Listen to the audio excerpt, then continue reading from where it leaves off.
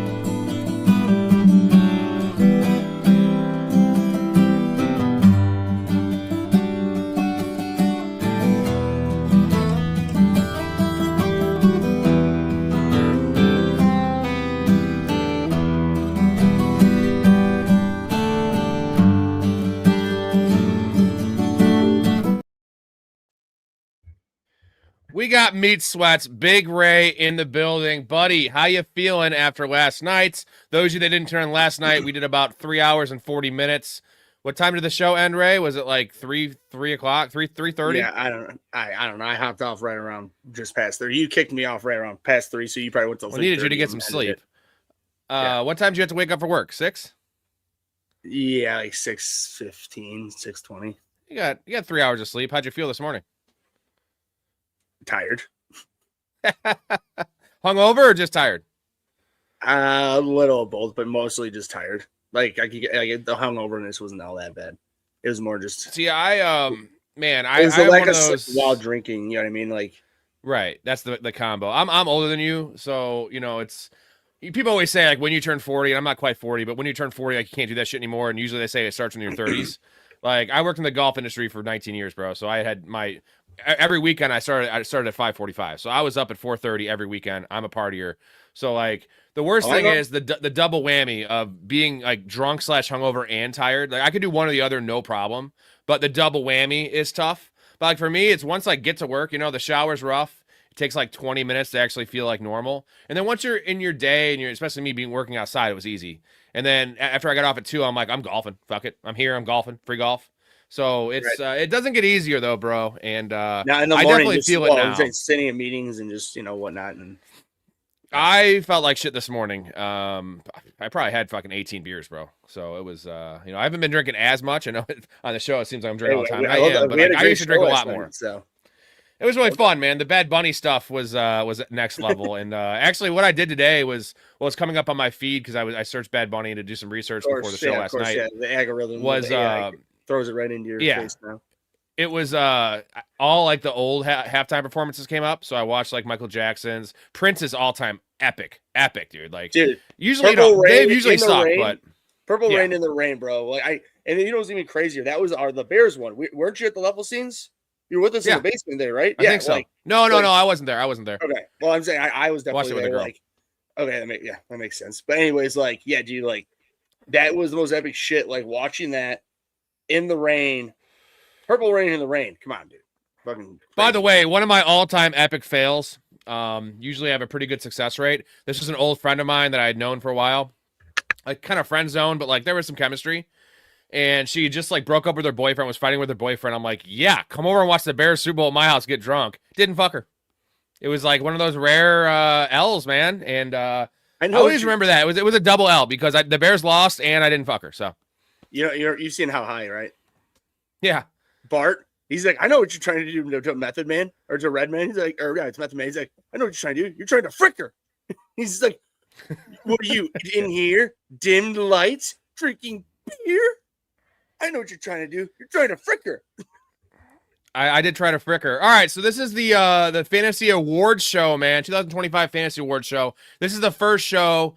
It's not quite 2026 season yet, right? We're going to do about a week of just kind of reminiscing, right? Like figuring out what we got right, we got wrong, so we can be better for next year. And, I won a lot of money. Ray, you won money this year. We did well. The show did great.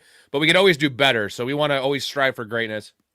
Got a couple other things planned for you guys, but I want to go through first. And first of all, I'm gonna shout out Dakota's in here. We got CDs in here, still saying "Go Hawks." He's riding high right here. Shout out to Dakota. AFC blown out in back-to-back Super Bowls with MVP candidates quarterbacks. AFC is in bad shape.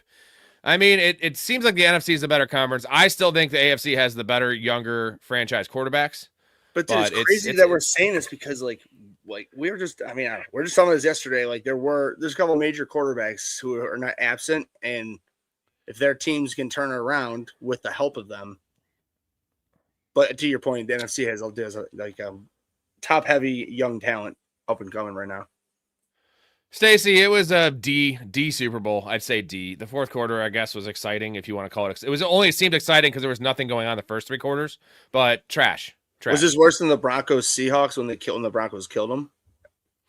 No, that was probably the worst just because that game was over from the rip. 9-0, even though like the score didn't indicate how much Seattle blew them out, right? Like the score wasn't indicative of the actual eye test of watching that game. Drake May just getting destroyed. I think I'll say real quick. I think our parents' age might not our parents, but I'm saying our parents' age across the country might say the Bears in 85 might have been terrible because that was I don't even remember 45-10 or whatever the hell it was. It was awful.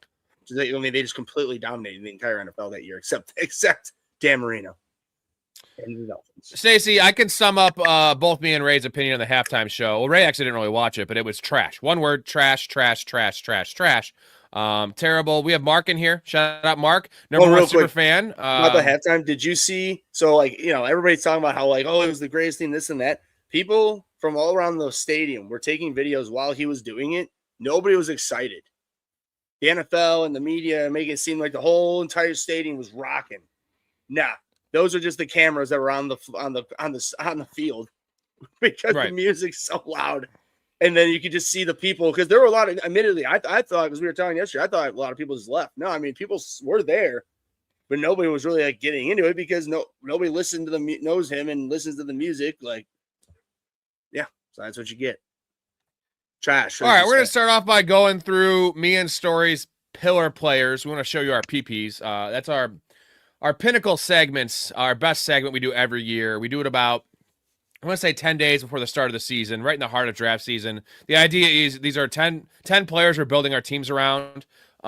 So guys that we're going to typically have the most shares of that we are very confident in succeeding, that we're going to make or break our teams. So me and Ray are going to kind of go through these, and Ray, I want to hear Ray's opinion on them. And somewhere else, most of them were W's. There was some injury concerns here. But we're going to go through the list. I'll go through mine. This is in order too. So Tucker Kraft's 1, London's 2, all the way down to 100 being 10.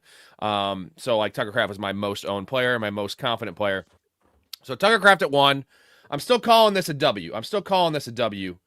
Just based on the fact that he still won 3 weeks for you, and I think it was week 5 or week 6 he got hurt. But sucks he got hurt. What could have been? I truly believe Tucker Kraft would have been tight end 2. He wasn't going to pass McBride. McBride had an epic year, but he was ahead of McBride at the time he got hurt.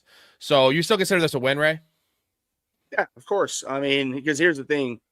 If you followed your advice and had Harold Fannin, you may have still had to do a stream or two, maybe a stream for 2 to 3 weeks before Fannin started to get going after the Tucker Kraft injury. But nonetheless, Tucker Kraft, when he was in, man, he was a top 5 player. So at the position. Drake London at 2. Me and Storey both had Drake London. We had 5 combined PPs. So half the list we actually agreed on. We didn't share our list beforehand. Just guys we talked about, and I think I talked Storey into some of these guys. He talked me into some of these guys. Drake London, I'm gonna call a mini L, but I was looking at his stats today, and he had he played 8 games, 8 healthy games this year, not counting the last 2 when he came back, which was just a mess with Kirk Cousins. He had 4 of the 8 games was 24 points or more in PPR, including a 36-point banger. So Drake London, the injuries really killed him. Same with Tucker Kraft, right? But it was the right pick, I feel like, at that range, if there was no injury, because Penix didn't even play well, right? Penix wasn't even impressive this year. Yeah, but he dominated, man. Yeah, no. Real quick, by the way, it's funny that Ian Cunningham comes to the Falcons and they fire Ryan Pace. Yeah, I thought that was pretty funny. I'm sorry, but anyways, to go back to what you're saying, Dude, I mean, man, with XFL, man, I was drafting London from the day he was, from when he was a rookie. This is the only year I didn't draft him in that league. I love Drake London. He's always been he's on the up and up. This year, injuries. I mean, I don't go full, counselor to be like, oh, there's injuries, he's a bust. It obviously goes into the factor where a player could be considered a semi-bust or, just a letdown, if you will, instead of a bust. And this is where London sort of like drops into that, where like when he played, he was awesome because he was amazing last year, and the talent's always there. This year with injuries, with the inconsistent quarterback play, with the horrible coaching and all that. I mean, it was like Bijan, and London. And Pitts, turned it up when Cousins came in, but Pitts was generally turning it up once London wasn't a factor. You know what I mean? And also, exactly. That makes sense. So we'll call Drake London a soft loss, but I'd more like a neutral pick. George Pickens at 3 is one of the biggest wins anyone could have had this year. I think I had George Pickens in 9, or maybe it was 11 of my 36 leagues. So pretty good share there. A lot more in best ball. He was my like number 1 best ball target just because he comped to me as a guy that was going to be boom or bust this year, and he ended up just being super consistent outside of the little 2-week stretch where he got really lazy. And it wasn't even, what I'm saying? He wasn't trying. Like, that just shows how good of a year George Pickens had, because if you take that little stretch of him being what we thought he was, right? He would have had 6-7 more catches, another touchdown, maybe 50 more yards. But George Pickens, definitely A+ win, right? You think, yeah. Oh yeah. 100%, dude. I mean, people that he was one of those picks where I think there were people that were just afraid to pick him because of what he did. There's always people who just what he done for me recently, and it's like they could have been just 1 year, which it was for him in Pittsburgh, and he goes to Dallas, that we know has a good passing game, and this is what happened. You think they're going to franchise tag him? Yeah, I'm kind of getting a little bit more convinced that I think they're definitely going to franchise tag him. It might be a tag and trade.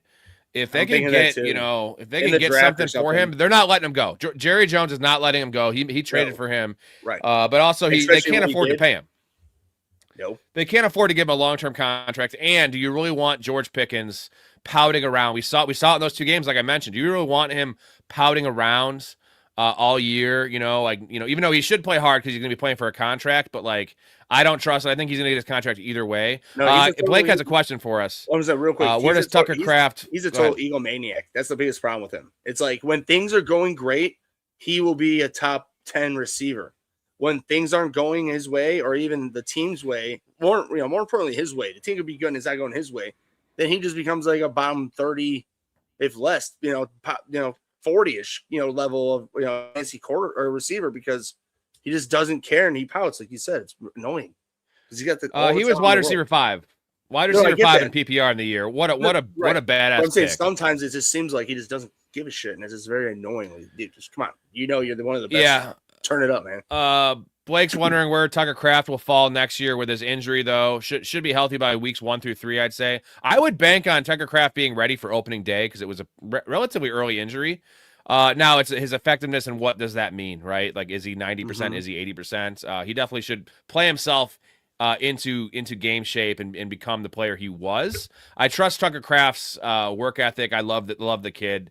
He's the man. So, I mean, the problem is I see him going tight end 4, like Loveland's tight end 3, which is going to probably be too rich for me. And then Tucker Kraft, who I love, but I loved him this year. I mean, obviously I think he's an elite talent, but like tight end 9 was just unreal. Tight end 10.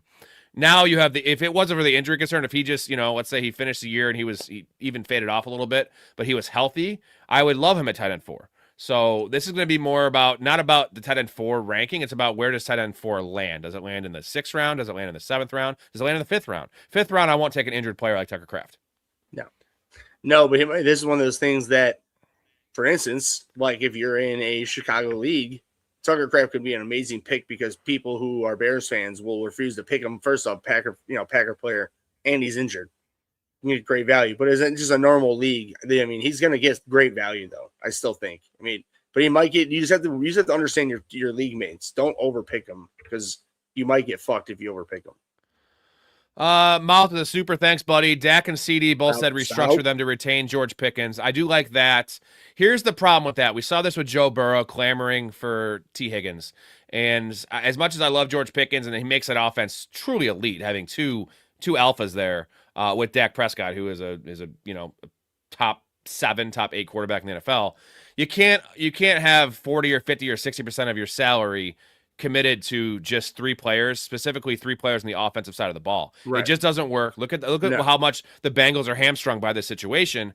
And I feel like Burrow, Chase, and Higgins is better than Dak, CD, and Pickens, just because I think Burrow is elite. 100%. Yeah, I mean, and to your point, because especially when you have somebody like Jake Ferguson, who he is limited enough as a player to where he can't be able to demand like Travis Kelce, Kittle level money when they're in their prime. And so I'm saying, but he does help open up an offense when you have an elite receivers at the on the outside like they do when they have Lamb and they have Pickens. But again, with what you're saying, you can't put yourself into a corner, especially when they have so many holes on their defense. That was so prevalent. You can't just let that go. I mean, I know they gained a lot of people, especially on the front with getting Quentin Williams and Kenny Clark, but still. Shout out Mouth South, Downtown Sports, gentlemen. He's going to be on the show next week talking some free agency, some early free agency stuff. Downtown Sports, you can find him on 23 different platforms. You just go to your Apple Podcast or Spotify. Mouth the South. Every Tuesday, just once a week for their show. Every Tuesday night they record. It's a nice, easy listen, 2 hours, not the 20 hours of content we're putting out here. So it's nice and consolidated for you. Beast does a great job, Mouth. Links in the description for their pod. Wow, that's a good call too. I mean, Dak is. I think he is elite. It just he doesn't come up big in the big games, but like he has the talent to be super elite. Because to your point, like he's more sturdy than Burrow as well. Burrow has a much more elite talent, but I mean, clearly his knees, his knee being blown completely, and just all these injuries, year in and year out. Dak is a much more consistently good player. Like not even good. Like he's. I would say he's in between. I mean, I don't know. Like you said, Rob, he's probably 10-7, but he's more like 7-5, especially when he's on his top game. He's 5. Yeah. Blake, you should whip me up a graphic. Talk to Mouth in the Discord. Whip up a graphic for me to have for Downtown Sports. I would love that. Let's move on to the next guy, Chris Olave. These are the hits right here. Chris Olave is probably the best hit. Pickens, like I said, was a 5th/6th round pick. He finished at wide receiver 5, so like way above value. Chris Olave finished at wide receiver 6, guys, and he was a 7th round pick. Like that might be the MVP of fantasy based on ADP and value. And not to mention, Chris Olave finished the year much stronger than Pickens. Pickens had one nice game there, week 16, but Olave scored over 20 points all 3 fantasy playoff weeks. So like if you had Chris Olave, you most likely made the playoffs, and if you had him on your team in the playoffs, you most likely won. It gave you a really good chance to win. He was on, I think, the 4th most fantasy championship rosters, and he was on. I won 9 championships. I think he was on 6 of my teams. Chris Olave just is so consistent, got better through the year, and you know what? This is a perfect cautionary tale of don't fade a guy because of injuries, especially concussions, because I always brought it up in the before the year. I compared this to Brandon Cook's situation back in the day, where Brandon Cooks had 3 or 4 concussions in the first 3 years of his career, and he has not had another one documented since then. So this could be in the past for Chris Olave. The talent was there, and for me, in the 7th round, there was no risk. He was my wide receiver 3. It was worth the risk. And I guess the downside, Ray, was it was like, what's the upside of Chris Olave? I knew he was a good floor play, but in PPR, he was going to be a great value no matter what, and he was the ultimate upside play, wide receiver 6. Unreal. Yeah, man. It's one of those things that Olave and London were in the same draft, right? Or are they a year apart? I can't remember. Olave, right? I think, same, or Olave has been in there one more year, but I think it's the same. I think this is their 3rd. This is going to be their 4th year. Yeah, I'm pretty sure they were. But yeah, either way, I'm just saying is both of these guys, as I'm saying, we were talking about London earlier, like I have loved them from the day they came into the league, based on situation and especially their talent.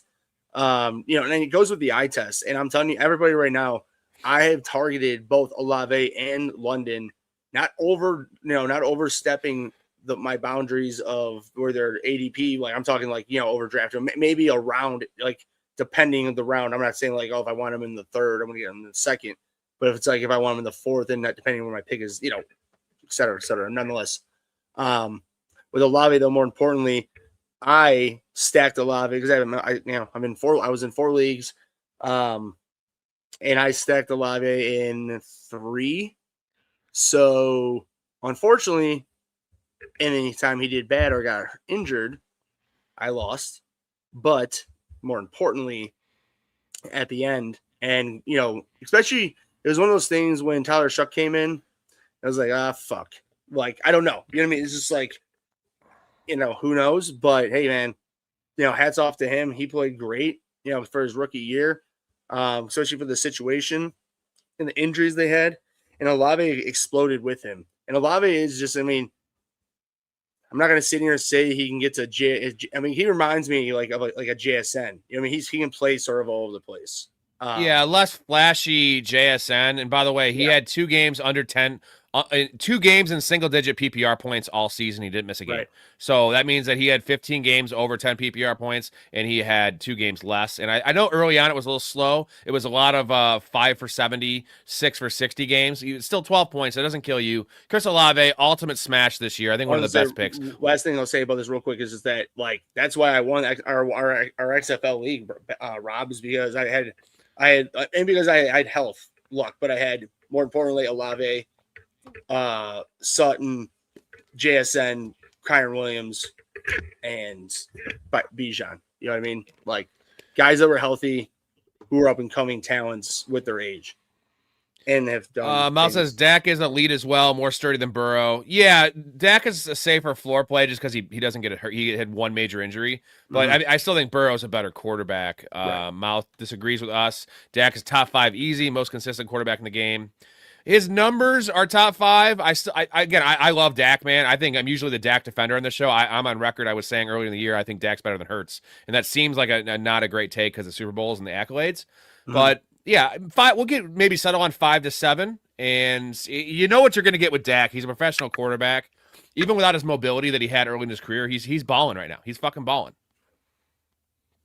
But yeah, that's a good call. Mal says Josh Allen is AFC Dak. So essentially, here's the thing: is we always prop up Josh Allen, and Josh Allen doesn't have, Josh Allen and Dak, have similar success, right? Josh Allen's made the playoffs more, had some good playoff wins. The difference is Josh Allen, when he's been in the playoffs, typically steps up, and Dak has not played great. I recall the Packers game when they were fucking 8-point favorites, and Dak threw a pick 6. It just wasn't great. They got blown out.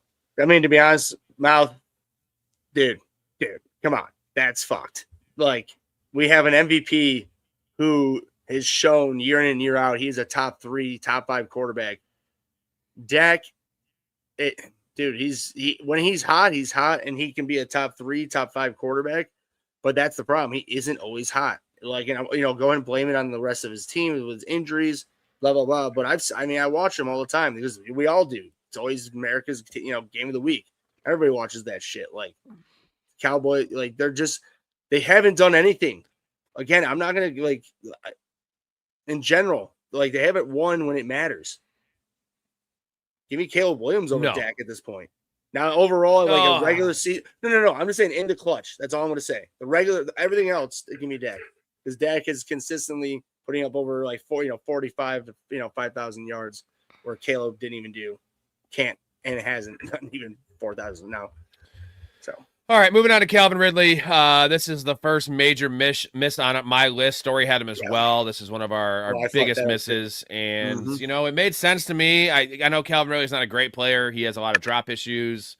It's been a really up and down career for him, but never regained his form after leaving the Falcons. But I just figured in the 7th round, same range as Olave. Luckily, I was definitely picking Olave over Ridley. Ridley fell to me a lot. I think I had him in 6 or 7 spots.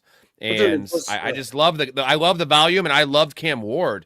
And, Cam Ward had a really rough start. The problem is Cam Ward played his worst football when Calvin Ridley was healthy. So, that combination, and Calvin Ridley also played bad, drops, nagging injuries, and then, of course, out for the year. So, this is it for Calvin Ridley for me. I'm not a guy that ever has a do not draft, label on anybody unless it's it's always at what cost. But Calvin Ridley is entering that territory for me where it's I don't think I want anything to do with Calvin Ridley even next year when I'm going to be all about Cam Ward and the Titans. I will just draft Io Manor or DK or whoever tight end they have there much cheaper. Or just Cam Ward.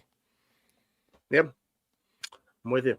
Yeah, unfortunately. You had some shares of Calvin Ridley. Yeah, no, I mean, and I mean, because I'm with you, dude. Like, Robert, you and I do have that unison of, ideal thinking of that. When we have somebody that's a player on a team like this, who Calvin Ridley has shown that he can be a great, fantasy player and be a number one in the past. I'm not going to sit here, he was never like Justin Blackman back in the day, Rob, when Justin Blackman was around and he killed it right away. But then, like, obviously everything happened with him. But Ridley, more injuries. Well, no, it wasn't necessarily. What did he do again? He had a suspension for gambling and mental health stuff.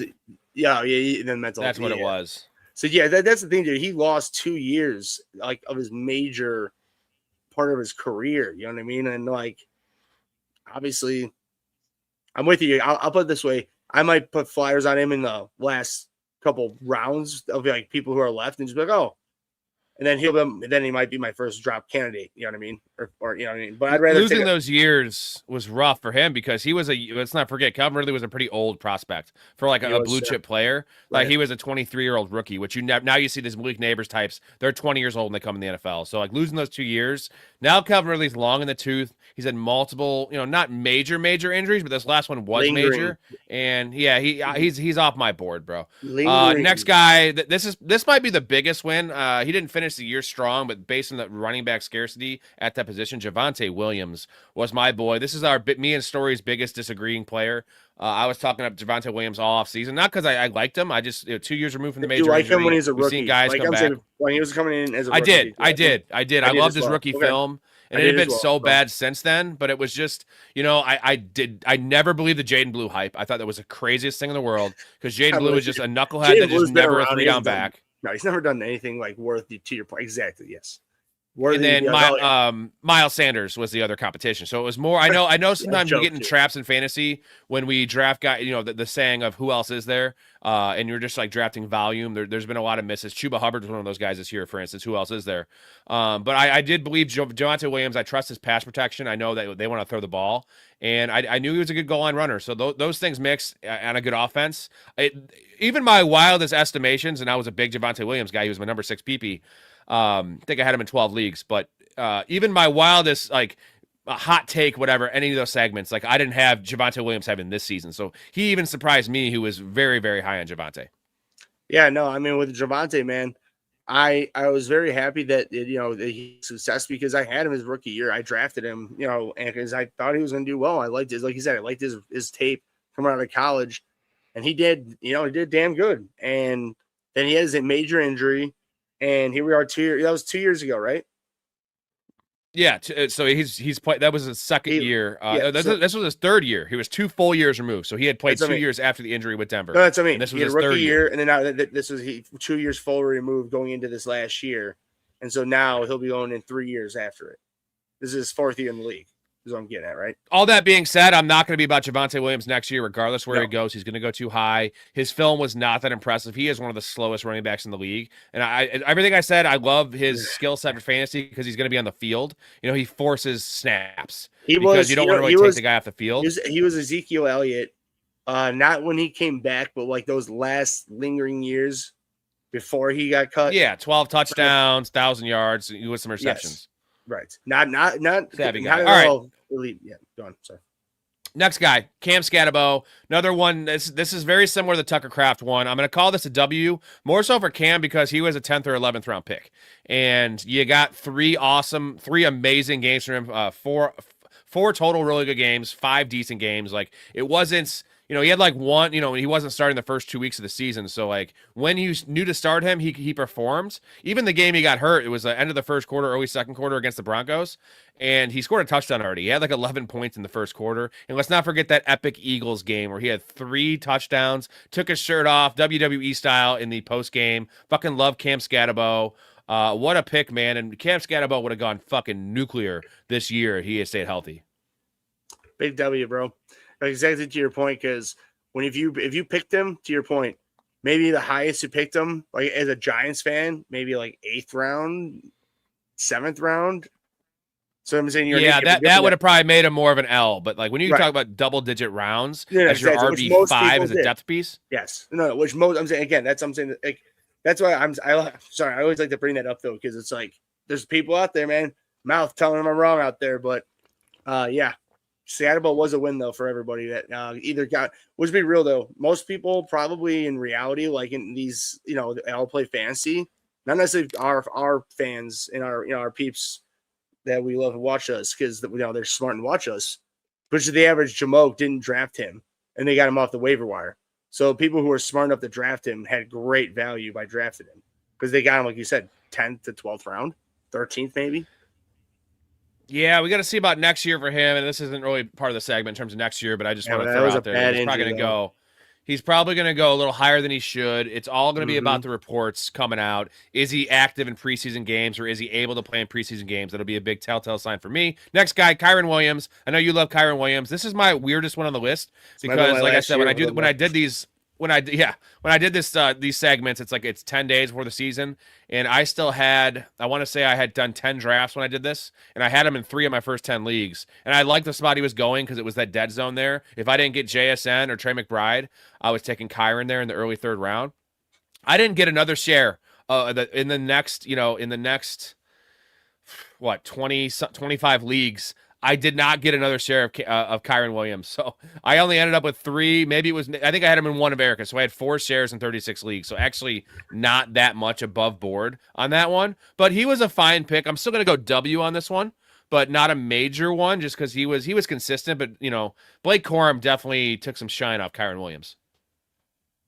Yeah. I mean, he was on my team. I picked him 2nd round. At this point, that was dumb. I mean, not super dumb.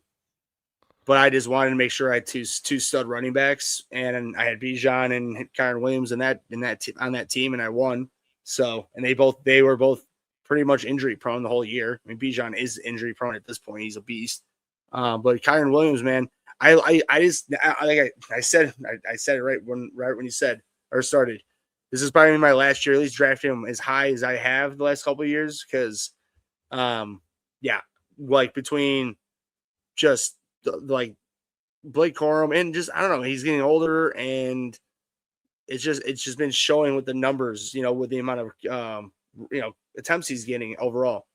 It's going down. Now I like him in the passing game, but I might pick him more in like the 6th, 7th round instead of like the 2nd or 3rd, maybe even lower than that next year. But yeah, I think Kyren will probably settle. Like I said, he was that 2-3 turn range this year. Next year, with all we saw with Blake Corum, now they did pay Kyren Williams, which is a nice little feather in his cap. But the offense most certainly won't be as good as this year. They were the number 1 offense in the league, so that's not going to happen again. Oh, I'm sorry. And I think it's going to be a 50-50 split. I'm sorry, because in XFL I had the first pick, so I picked Bijan coming back. So I guess JSN could have been 2nd round, Kyren could have been 3rd. Yeah. I just picked Kyren, whatever, just because I knew I wanted Kyren, and then I had the hard decision between JSN and whoever the fuck I was thinking about them. Thank God. I won't like Kyren in the 4th. I won't like him in the 4th. No, I won't either. If it's late 4th, I could see it just because you're going to get nice floor there. He has great touchdown equity. I still think they trust him in the goal line more than Blake Corum, and they do trust him in pass pro. Miles says I might get Scat on my show, long shot, but yeah. By the way, Ray, people are drafting Tracy and Scat together. Real quick, I got a nice comment about this because this is a really good learning point here. Early best balls and all that noise. Scatterbo was going way higher than Tracy, and this is why drafting early, we're watching real-time money drafts and kind of evaluating the shift of these players. Like, think of it like a stock. And Tyron Tracy was going like 10th round in early best balls, and Scatterbo was going 7th or 8th round. And then by the time redraft season started, the big money leagues that I do, the last 2 weeks is when I do redraft, it flipped. This is why I was all about Cam Scatterbo, because I was about Tyron Tracy in early best ball drafts because he was the later running back. In these ambiguous backfields, the best thing to do is take the later guy. Right? Take the later guy because that's going to be more value because they both are equally likely to hit. But when draft season came around, Tracy got all steamed up because remember Scatterbo had the injury right before preseason started. We only saw him play the last preseason game, and Tracy was like, okay, he's getting all the touches, he's getting all the work, running with the ones. And Tracy was that 7th round pick, and Scatterbo fell to the 10th round. So they flopped. So it's like, that wasn't enough. The news and the information we had should not have been enough to flop them. They should have both been 9th round picks, if that makes sense. That's why I was about Cam. No, I'm with you. And especially, dude, Rob, let's be real, dude. Like, Tracy is really a 3rd down back. That dude is not an every down back. Okay, he's not built like that. Okay, watching Cam Scatterbo at ASU, that dude like was a bowling ball and was what he did. He just got bigger when he came to the NFL. Like, I would much like rather have had Scatabo than Tracy. I mean, I had no stock of either because I didn't have a chance because I wanted Scatabo and he was gone before I could get him, and I didn't want Tracy for where he was going. So. Yeah, my thing is if it was draft season and it was equal, they were both going back to back. We've seen this in the past, right? Back to back 9th round. I probably would have still leaned Tracy just because I do lean the veterans there. But the idea is it was a 3-round difference. It was a 3-round difference, and they both actually kind of returned value because Tracy had a couple nice games at the end of the season when he needed him, but Scatabo was the clear pick there. We got to move on to Justin Fields. I need to go with Pistons. Go ahead and just take care of the last two, and I'll be right back. Yeah. Justin Fields, these are two bad losses. Thank you, Mouth, for that. Downtown Sports Guys, link in the description. Every Tuesday, great show. On to my misses here, guys. 2 misses, my main misses. Ridley was clearly a miss. All the other ones were not misses, but Justin Fields, me and Storey both had Fields on our list. And I don't understand why it happened, because he wasn't actually performing like he should have when he played. He had a couple big games, but Justin Fields has never been bad for fantasy. It's just his availability is an issue and the benching. And the reason I love Justin Fields going into this year was, I said it many times, I was like, there's just no way he's getting benched because they paid him. He's young. I know he might not be the future there, but I knew Tyrod Taylor wasn't the future there. I knew they're going to be losing. So, like, why would you bring a 37-year-old Tyrod Taylor and, have him dethrone Justin Fields at the end of the year when their season was over? And their season was over, and they still did it anyway. So, like, I whipped on that one on many fronts because he was not great when he played. He was still a top 12 quarterback statistically for fantasy, but he lost his job, and that was just a big miss there. I think cautionary tale of, yeah, we like these guys, these high upside scramblers, your Anthony Richardsons when he was the starter, Justin Fields, guys like that. But the point is like, when it goes bad, it goes bad. And if they're not good enough to keep the job,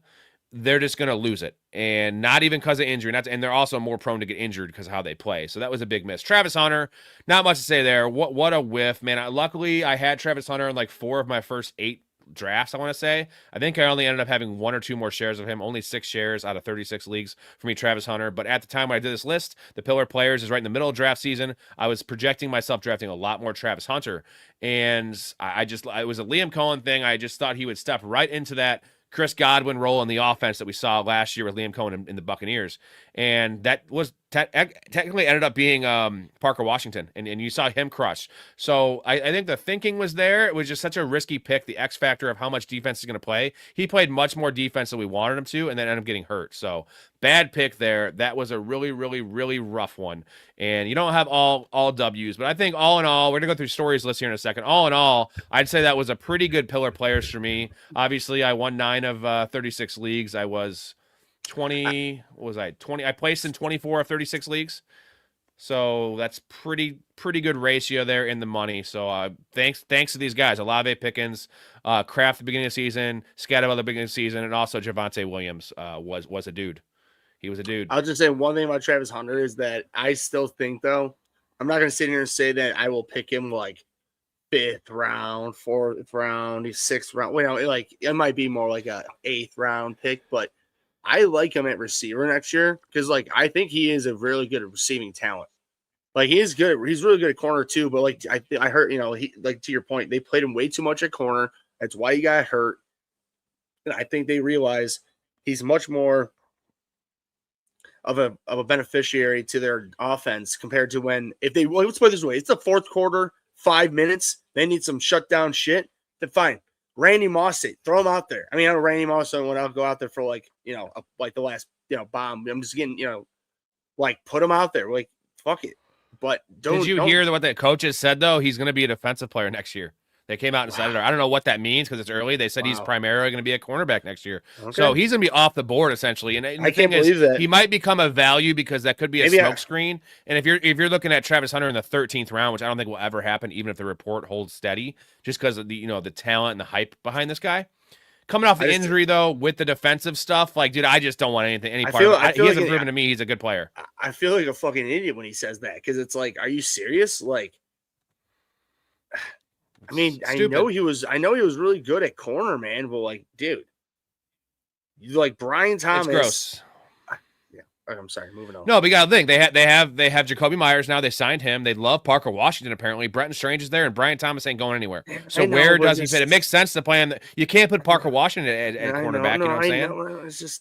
It's gross. He's better than all of them. Is what I'm getting at. He's better than all of them receiver. I guarantee. He is more talented. But he is not quite ready to play he's raw. wide receiver. That was pretty apparent. And then that's my point. But you're right. They should have drafted him. But you know what? They made a giant mistake trading up to get him at 2, and they still won 13 games. That was the bottom line. And they got 100%. Nothing from him. You know. Nope. No. So Mouth has a hot take for us, which is great because Mouth is the hot take master. What up, Mouth?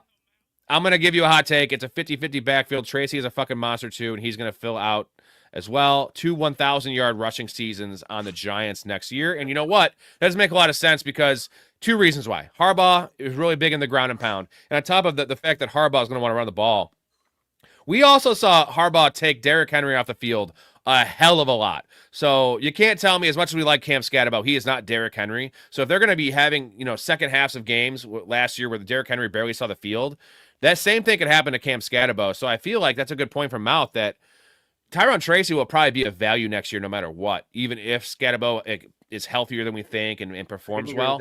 And Tyrone Tracy might be, let's say Scatterbo's a 3rd or 4th round pick. Let's say it's 3rd. I see like 3rd or 4th.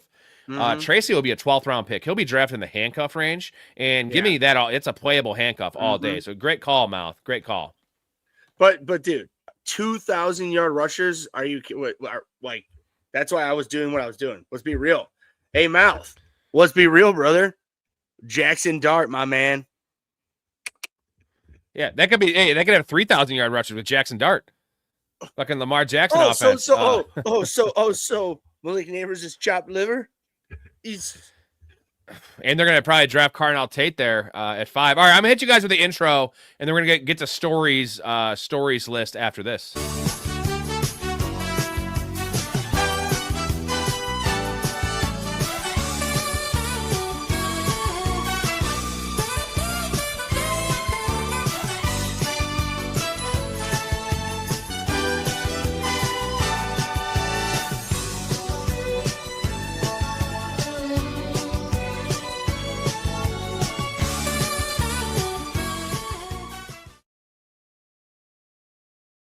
The stories list. I got to talk about the James Pierce situation. You heard about this, right? Dude. It's just a classic person who has never been told no ever in their life and never been, I'm just being honest. I'm just being real. They've never been held accountable for anything in their life. I don't care about the race, bro. It's just annoying that, dude, you were a fucking millionaire. You were a 1st-round pick. What the hell are you doing? Just be a normal guy. Dude, work hard. Who's there? Kirk Cousins, dude. Kirk Cousins is a fucking he's not going to Hall of Fame by any means. He's ultimate pro though. He's been around forever. He's made at this point, isn't Kirk Cousins probably made near $400 million?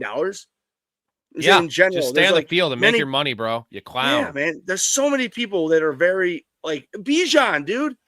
That dude should have hooked up with Bijan and just fucking oh my God. It's so Bijan, class act. So those of you that don't know about it, I'm going to break down what happened. So he's apparently dating a WNBA player, and they got in some domestic dispute, and I guess she went to the police station. He followed her there or something, and then he left. He fled the police station, got in a chase, high-speed chase, crashed his car, and then resisted arrest. So he's looking at 5 felonies. So he's 5 felonies. He slammed, again, I might be wrong. I'm pretty sure he slammed his car into her car while the cop, he hit his, I think a cop was trying to stop him and from hitting her car. Again, everybody, don't hold me to this, but I think basically he was so pissed off at her. He was trying to hit his, use his car to hit her car. And then a cop was in the middle and he hit a cop with his car while now the cop didn't get pinned 6th Sense style, but you know what I'm saying? Nonetheless, he got nicked or whatever. And it's just dude, this guy was just out of control, man. It's hold your emotions together, my man. But it's that's the problem, man. So many young people. I mean, even myself. I mean, it's people just have so many things. I'm going to tell you right now, though, Rob, I may yell at you, but there's no way I would ever fucking ever in a million years think of doing this to anybody. This shit's fucking crazy. No, and it's just the multiple layers of this case. And here I'm gonna break it down a couple ways here. So Pierce, great rookie year, 10+ sacks. That's rare air in terms of rookies, but he came into the league. This is why everyone was laughing at the Falcons for that was the trade up with the Rams, right? They already had drafted a defensive end, 16th overall. They trade back up in the first round to draft a guy that most people had him as maybe a top 40 player. At 22? Yeah, 22. Yeah. And most people had him as a top 40 player, not a first round grade. Not because of talent. He's a first round talent. It was the personal issues, right? The character issues, which sometimes those things don't materialize. In this case, it did totally materialize. And the Falcons just keep on doing Falcons things. And it was a bad trade in the first place because they're never going to win the Super Bowl last year with Michael Penix. No fucking way. And they did this. Now he's most certainly not playing football next year. 5 felonies. Like, if this was just a domestic squabble, you could be done. Like, okay, he might not play. Bro, he's going to probably go to jail. 5 felonies? Bro, he's done. Done. He's done in the NFL. As he should be. Nobody with 1 felony should be allowed to play fucking football. You're making millions of dollars. Like I'm saying, like, dude, there's talks because Henry Ruggs will be let out soon that, like, he's going to try to make an NFL comeback. If any NFL team allows that piece of shit back in the NFL, I will boycott watching any game from there. Honestly, I might just boycott watching NFL. You won't. Because it is what it is. It's a dirty business. Oh, and Rob, I'm saying, you know what? No, I need to hit you for why I'm say that, because Henry Ruggs killed a woman and her dog who burned alive. You love. I'm dogs. Aware. Oh, no, so I do love dogs. So you're okay with them letting that asshole back in and we talk about him, like, and as he's playing. So I'm a big second chance guy. Can I talk? I'm a big second chance guy. Michael Vick, for instance, I know he didn't kill anyone, but he had the dog thing, and he Henry Ruggs has paid his time. He cost himself a lot of money, his reputation. Now that's a tricky one because he did kill somebody, not intentionally. I don't really have an opinion on it because it's up to the NFL, and a team like the Browns will most certainly sign Henry Ruggs, as we know. And the James Pierce thing. You know what sucks for the Falcons is that they don't have that first round pick now. And if this was the Chiefs, he might play, because we saw Rashee Rice play. He had multiple felonies, but this is not the Chiefs, so he's not playing football next year, guys. Lance so what a shame. Lance Briggs, bro. I mean, saying I know, like, there's no, like, he wasn't actually arrested, but I mean, this is just crazy, dude. Like, I can't believe when I saw that, because like he was when you were talking, like, I was doing this, like his stock was like. Technically speaking, this guy could have been, I'm not going to sit here and say next Myles Garrett, but I'm just saying maybe like a 15 sack a year guy, in his prime, year in and year out. And like, damn, like, but to your point, he was on like a Jared Verse trajectory. You know what I'm saying? That level player. You know what? It's Arthur Smith, man. That dude just doesn't get it. He's so rich. Like, I mean, all right. I'm saying that's his name, right? The owner of the Falcons, Arthur Smith. Yeah. Arthur Blank. Arthur Blank. I'm sorry. That's what I want to make sure. I'm saying Arthur Smith's the fucking OC. By the way, what team is isn't he in college now? But anyways, Arthur Blank. He just doesn't get it.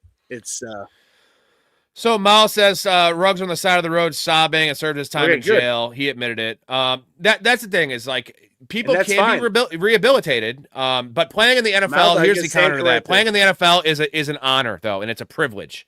That's the problem I have with this thing. So if someone wants to give him another shot, I think he deserves another shot just because if he had not served jail time and they just suspended him, a little different. Like, he did cost himself so much money and time of his life, right? Like, time in his life. So I'll say 2 things. I stand corrected. Thank you, Mouth. And Rob, thank you. 2, the Olympic, the black Olympic sprinter who's like the fastest black sprinter we had. I'm sorry to say black, just the fastest sprinter America has. It's I can't remember her name. She has a very long nails. She was speeding on the shoulder, weaving in and out and going over 100 miles per hour. A cop was going over 105 to catch her, and she was just saying, "Oh, I didn't realize I was doing this." He's like, "What do you mean? My lights are on forever." I'm saying that's a person who is not sorry. This guy, right? I'm saying I'm standing corrected. Yeah, is sorry. So You know, an example of a guy that different. should never be reinstated anywhere, like an Oscar Pistorius, right? That situation where, you know, it's kind of some gray area stuff, but he definitely fucking murdered his wife, bro. Like Fact. that is Not even premeditated close. murder. Where like Henry Ruggs, what now the Yeah, result just was awful. young The and result dumb. was Yeah. awful, but a really bad decision, and he didn't intend that, but unfortunately, Just young and that's dumb. the problem with giving these people that are not educated, not very smart, a lot of money, and the world's at their fingertips. They think they're Scarface. They can do whatever they want, and it's a dangerous game, and that's the worry. That's why these, Rob, that's why the combine's important. It's not just because of the 40 times; it's the interviews, dude. Yes. Right? These guys, look at Shedeur Sanders. Like he cost himself 2 or 3 rounds in the draft just by not doing it and saying "fuck you" to the system. Now, it wasn't quite a character concern, but it's a character concern when you're a quarterback, because you want your quarterback to be a leader. And, James Pierce doesn't matter. That's the thing is, defensive end, they don't really care about character concerns because can you get to the quarterback, right? We don't need you to be a leader. Henry Ruggs, wide receiver, we don't really care. Are you fast? Quarterback's a different ball game. So we'll see about Henry Ruggs. You know what? The dog thing makes it's almost 2 people because we consider dogs. That's my kids, right? My dogs are my kids. Me too. Double down. But just real quick, like I'm saying to your point though, Rob, like where you and I grew up, anything and everything was available as an education in high school. You go to Chicago, which is like 45 minutes to an hour straight west of us, where we grew up and live still. Those kids were never given anything. My point is to what Rob is talking about. In school when we were growing up, we had economics class. To be honest, I'm not exactly sure if CPS, Chicago Public Schools, had economics class. Like, and in economics still wasn't like the greatest of like how it didn't teach us how to have a bank account, stocks, all these things. It was just, but either way though, more to Rob's point, we had more education with how to use money. So when you're in a low income system, and everything. They told us everything. Good. Tell me everything. Okay. They were both here. They were both inside me. Eduardo was in my mouth and Luther was in my butt. Oh my God, no, don't tell me everything. What? No, what? Damn it, Bonnie. Eduardo who? Sanchez. Holy shit, tell us more. Then Luther went in Eduardo's butt for a while. Tell us less. Then they both completed on each other. I was left out of the finale. I love the finale. All right, before I get to Story's list, I just got to shout out to the Patreon subscribers. We appreciate all of you guys, man, keeping the lights on here 7 nights a week. We're still rocking five shows a week, even with there's no football, right? And gas. So no lack of content here. We almost cracked 400 hours of live stream time from the start of the season. So my goal is for this next year, from today all the way till next Super Bowl, is 1,000 hours live. You're gonna get a lot of entertainment, a lot of content, a lot of good information, and also a lot of beers drank. So besides just supporting us, a lot of other perks. So access to the Discord community. That's the place to be, Ray. We love it, and Ray will be here. I will be your hero. When you want community fantasy leagues, we have one opening. Now it's down to one opening in the Dynasty Startup League. That is going to be in May. So one spot left for that. Guest appearances on the podcast. You want to sit between me and Ray. You want to hang out with me and Storey, me and Nico. Come on the show. If you become a fanatic on the Patreon, you can do it. More importantly, Rob, can you please explain more importantly, like when you have a Dynasty League, it's not just like, I'm in a year out league with one keeper and, a redraft league with one keeper and, maybe 2 keepers at most. And I'll be done with it 10 years. No, like it's for life. Like for life, baby. It's like Avatar. Jake the Halu. We're mated for life.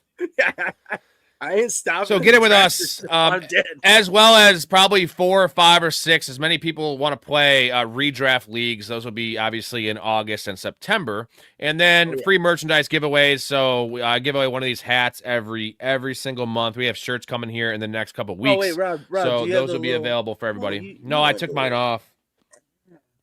And the last perk, I know this is kind of not as relevant right now, is access to my bets when I make them. I do release them on the Saturday stream, but 90, you had a rough Super Bowl, but 96 and 58 on the season, 205, 125 all time. You got to get in the Patreon, get in the Discord for that, professionalfanatics.com. Link is also in the description of this video if you want to support your boys and get in the community, man, because the community is awesome. All the members are awesome. Mouth, Blake, the list goes on and on and on. Dakota, one of the newer honestly, members. Everybody, you know what it really is. It's whatever your best friend group chat, family chat, whatever your favorite group chat you have that is personal that none of us have any idea about.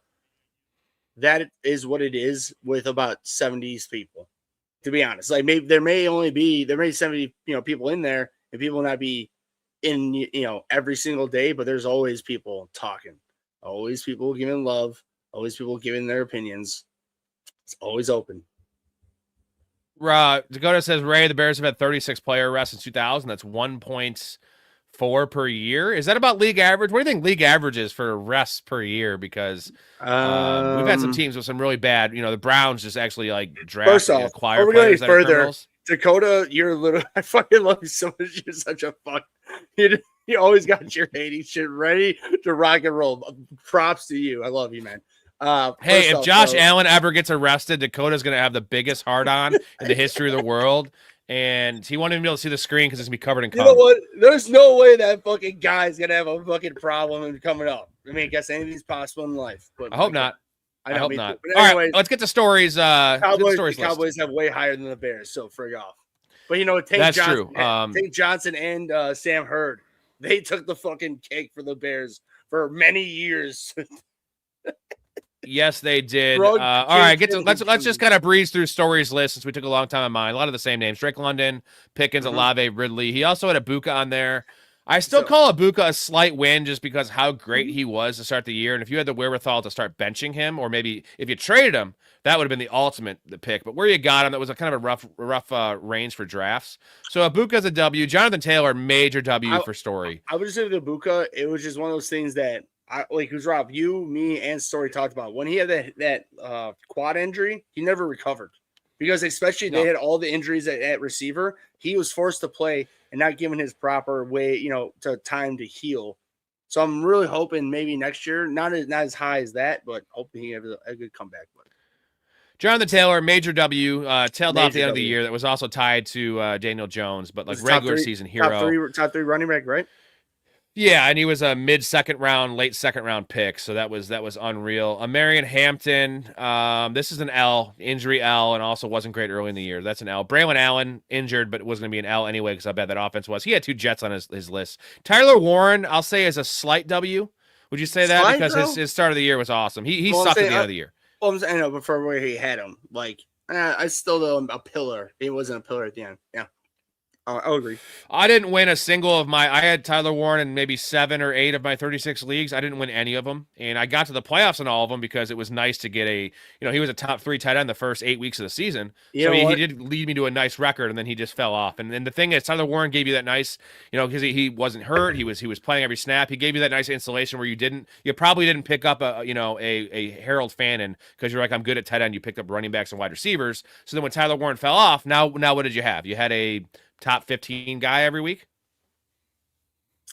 So the reason I was just saying this because when we in our in-person draft that we had, I really wanted Tyler Warren, and where I picked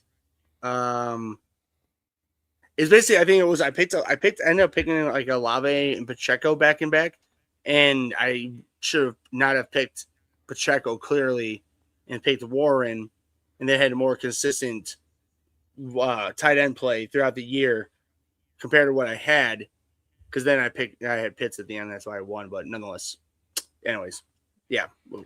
Tyler Warren, actually, no, it's a W. That's a W. He was tight end 4. Total points tight end 4. That's how bad the tight end position was. Yeah, but it was just more just how it went down. You know what I'm saying? So but where you drafted him, it's a W. By the way, you know what? You know what it was, Rob? It was the very beginning of the year.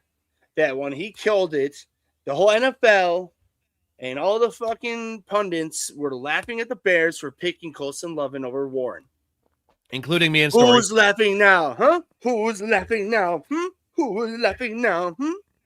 Ray's laughing. I'm now. not. I've already made my peace and admitted, and I take the L on that one. Justin Fields, his last name, big loss there. So my list was definitely a little better than Storey's, but Storey's, I'd say all in all, is still a pretty good Close. list with London's hit, Ibuka, Pickens, Olave, Taylor. He had Taylor. I didn't have Taylor, but my running backs of Williams, Scatterbo, and Kyron, he had misses. He had Braylon Allen, and Marion Hampton, and then Taylor. So my running backs are stronger. You guys each have 10 each right here. So I would have. Yeah. I mean, overall, if you have Ray's list, I would have at least 5 of the same players that Rob and Storey have. And I'm not even just sitting here pulling out my ass. Like when Rob showed me this list, my eyes already locked on the players. Like, yep. Okay.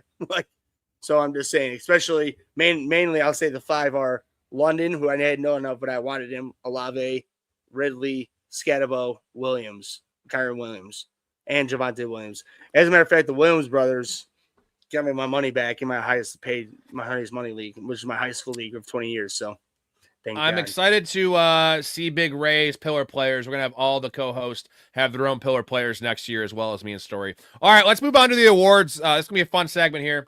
I have 10 awards here.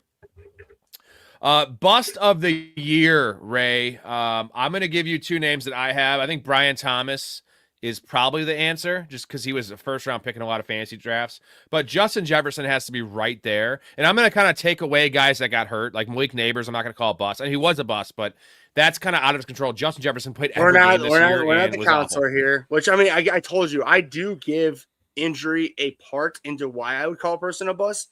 But counselor says, oh, he busted, he's an injury, he's bust. It's that just happens. I'm with you, though. Justin Jefferson's with me. Who's the bigger bust, Brian Thomas or Justin Jefferson in your mind? Justin Jefferson. Only because he was – it's still – he was a top 5 pick, man. 5 to 6. It's still, that's why. It was overall, there's no way he wasn't drafted higher than Brian Thomas overall. And from Yahoo, Yahoo, CBS, NFL, ESPN, everything. No way. So – yeah, Brian Thomas, by the way, my number 1 fade of the year. I had him ranked, not like hot take, my ranks of him and my actual ranks. I had Brian Thomas, wide receiver 18. Josh Allen did not get arrested. We were making a joke because Dakota wants him to just be out of the league. By the way, Genty could also be in there. I know he had some.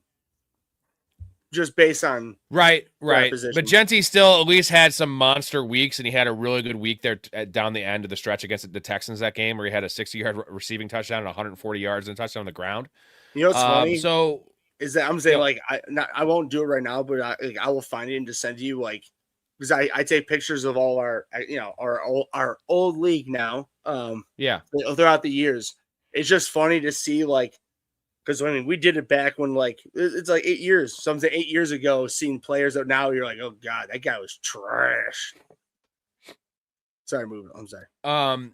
Fantasy MVP. Who do you have for this one? I'll give you some options here. Mm-hmm. Olave, CMC, Puka, and JSN. I feel like those were the 4 names that just dominated. JSN, 3rd round pick. So he was besides Olave, but JSN was the top, number 2 receiver. And Olave was number 6, though. CMC was the most consistent game in, game out player. Puka got injured and missed 1 game, where CMC only had 1 game all year under 10 points. And Puka was a late 1st round pick. CMC was a mid 1st round pick. JSN 3rd round pick. Olave 7th round pick. So who would you choose for MVP? So out of your answers, or did you have someone else? You already know where I'm going, bro. My 1.1, bro. 1.1. Bijan? Dude, I'm just saying, I know. First off, just give me 1 second to say this. It's only because the dude doesn't get injured. That's why I've loved him from the day he got picked. He's just consistently now. I'm saying he was flat a year. Year 1, year 2, boom. He's fucking here. He's arrived. The reason I'm saying I'm happy about that, but in general is JSN. JSN is the MVP because I got him in the 3rd round, and he's the reason. I'm saying he is the reason I won. I'm going to go too. Him and MVP and him and Stafford, because Stafford was number 1 overall quarterback, and I picked him up off the waiver wire, and then I had him, with Bijan and then JSN. Those three. I'm saying that was a So consistent I gotta say, you game. gotta take Bijan out of this conversation. I know. He was I'm the first pick. I know. That's fine. And Puka is probably Puka and CMC Puka is are the answer in terms of stats. Right. Yeah. But JSN in the third round gave you 85 or 90% of what they did. Literally 2 rounds later, a round and a half, 2 rounds later. So it's probably between JSN, Puka, and CMC. Although I'm going to throw Chris Olave's hat in the ring just because he went nuclear in the fantasy playoffs in round 7. But like Puka's fantasy playoff game, like the 46-pointer he scored, that's stuff of legend, and he was so consistent all year. That's why I won. So, I'm not disagreeing at all. So did you say overall he was PPR 6? Who's that? He said Olave. He was over at wide receiver 6. Overall. 6 in So to your point, I got him in the 6th round, and he ended up being wide receiver 6 while I had JSN. First round value, yeah. And I just so I'm saying so I know I'm saying the only reason I want to give Bijan his flowers is because running backs don't have this consistency he has. Now, of course, it's going to take one guy to take a missile of his helmet to his knee next year, and that just goes away. But nonetheless, in general, to your point, JSN is definitely way up. The Mount Rushmore will be JSN, Olave, Michael Wilson, CMC, and Puka. Yeah. Michael Wilson, though, I can't quite put him up there because you might not have made the playoffs, though. You know what I'm saying? Like a free agent, person. Yeah. Of a draft. Let's move on. Let me know what you guys think in the comments. What is your answer? Let's take Olave out of it just because. Let's talk about the big three: CMC, Puka, JSN. What do you guys have in the comment section? Next category: best quarterback pick. This one's pretty easy. It's got to be Stafford, right? How about we talk to you? How about you ask the person who drafted the person that you ended up with in XFL and the one that I picked up? Drake May. That's my answer, was Stafford and Drake May. Yeah. Let's give some honorable mentions, though. I think that Trevor Lawrence, with how he played down the stretch, is right up there. He would be the answer if it wasn't for Matt Stafford getting drafted quarterback 23 or whatever he was. Hey, mostly because the back concerns. Most improved or more like comeback player of the year for quarterback, Jacoby Brissett. Dude, you picked him up off the waiver wire. That dude gave you. He might have won. I guarantee he was if you had a real strong. Let's say you had a strong team. You picked Joe Burrow, and you had and you had some other strong pickups. You needed a quarterback, and you picked him. There were teams that had to have won with him. So. Yeah, CMC. So Puka has the edge in terms of what he did in the fantasy playoffs. Not saying CMC didn't have a great run at the end of the year. It was awesome. 25 points a game. But CMC had one game. He didn't miss any games where Puka didn't miss that game. And he had another game where he was coming back from injury, only scored like 9 points. Rob. CMC every week was a locked and loaded top 5 player. You know what I mean? No. Are you asking me? You know what I mean? Please explain to the crowd. Literally, last year, I picked him first overall. I'm sorry, was it 2 years ago now? God damn it. And didn't pick Jordan Mason. That was bullshit. You know what? Kyle Shanahan fucked us. Fucked us there. Let's move on to best wide receiver pick. Best wide receiver pick's JSN. That one's easy. This is a different category than MVP. Yep. Mouse says Caleb for the best quarterback pick. He's up there. I think Trevor Lawrence was better because Trevor Lawrence went after him and actually outscored him. And he was way more consistent on that. Like that last 6 games for Trevor Lawrence was unreal. By the way, Trevor Lawrence, 9 rushing touchdowns this season. Wild stuff, man. 9 rushing touchdowns. That's mini Josh Allen stuff. Hopefully he can keep it going next year. So I think we have best wide receiver pick has to be JSN in the 3rd round. Best running back pick, Ray. What did you have for this one?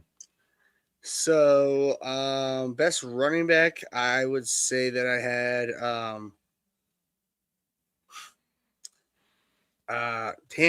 it's hard to say. I mean, I would probably say it's got to be probably Chase Brown. No, because Chase Brown sucked at the beginning of the year, and he was a borderline first round pick. 1, 2, 3, 4, 5, 6, 7. He was 7th overall in your league. I'll give you some names here. Okay, so I think it comes down between these guys. PPR, that's bad. The same. No, but he was drafted at like running back 8. So like I just don't, you know what I mean? So I'll give you the names I'm talking about.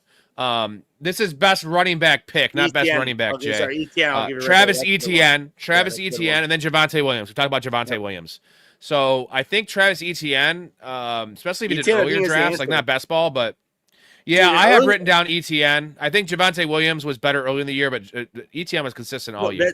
That's a no, exactly your point. I'm sorry. Now that because I've always hated on ETN. I loved him right away when he came out of Clemson because especially with him and Lawrence going to the same college, I was like, oh man, because dude, I remember Travis Etienne at Clemson when they won the national championship. He killed it. So I was like, damn, this dude's a stud.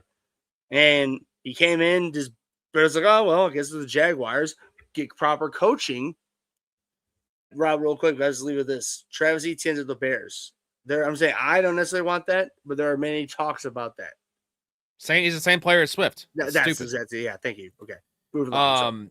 The best running back pick, guys, we're going based on value, not who had the best year. So it's value. And ETN was a 9th or 10th round pick. Dude, Javonte Williams was a 9th or 10th round pick. Kenneth Gainwell. I mean, 1, 2, 3, 4, 5, 6, 7, 8, 9, 10, 11, 12, 13, 14, 15, 16, 17. So top 20. But you know why he's not eligible for this list? Because he didn't get drafted. No one drafted Kenneth Gainwell.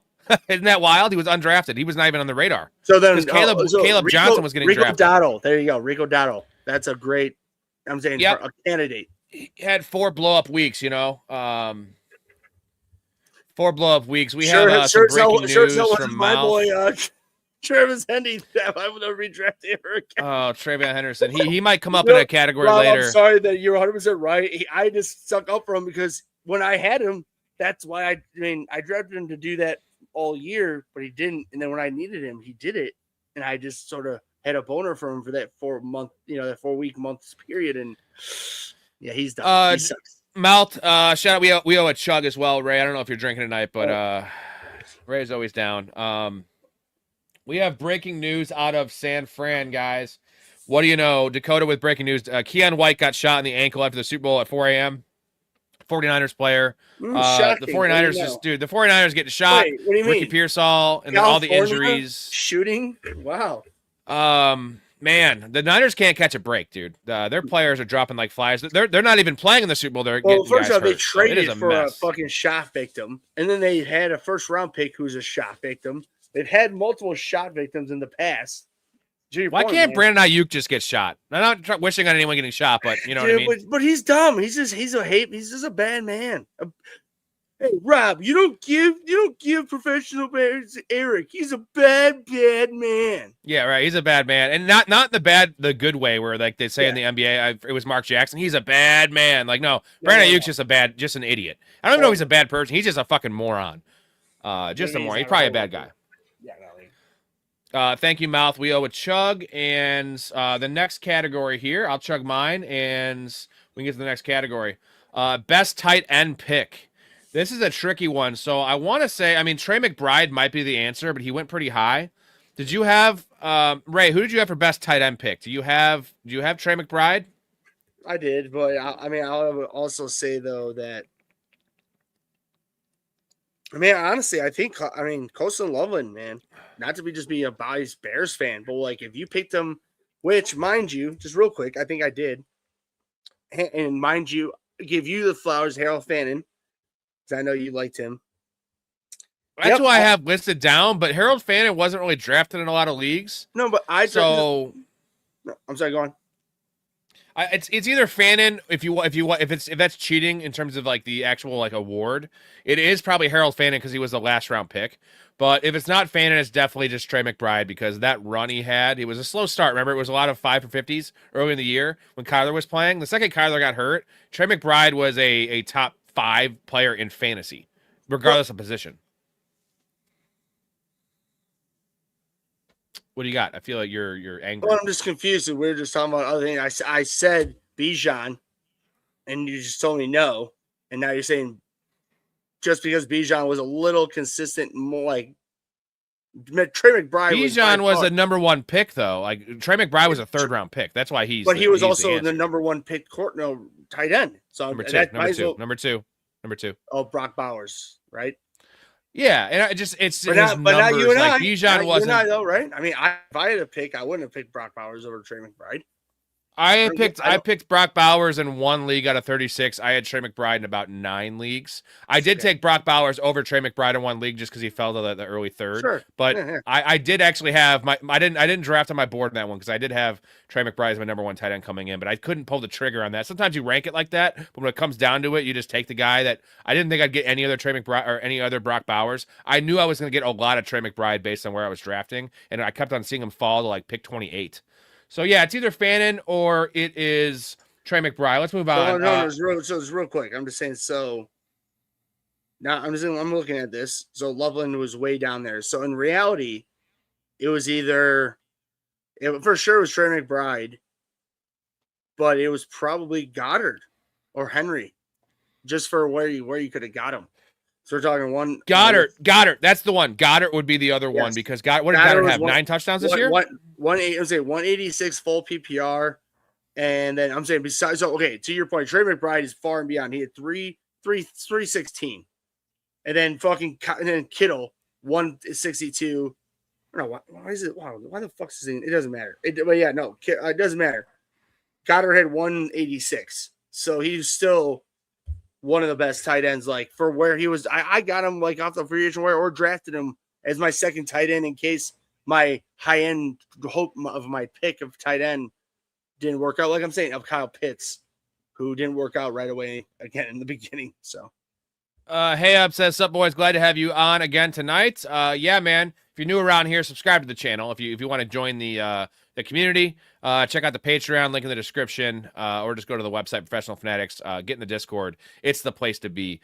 We're still rocking 5 shows. We're still gonna be rocking 5 shows a week around here. So you'll be seeing us. Sorry, in your league, I'm sorry. I don't know why I didn't do it right away. In Balls Deep, McBride 316, Austin 316, Kyle Pitts 212.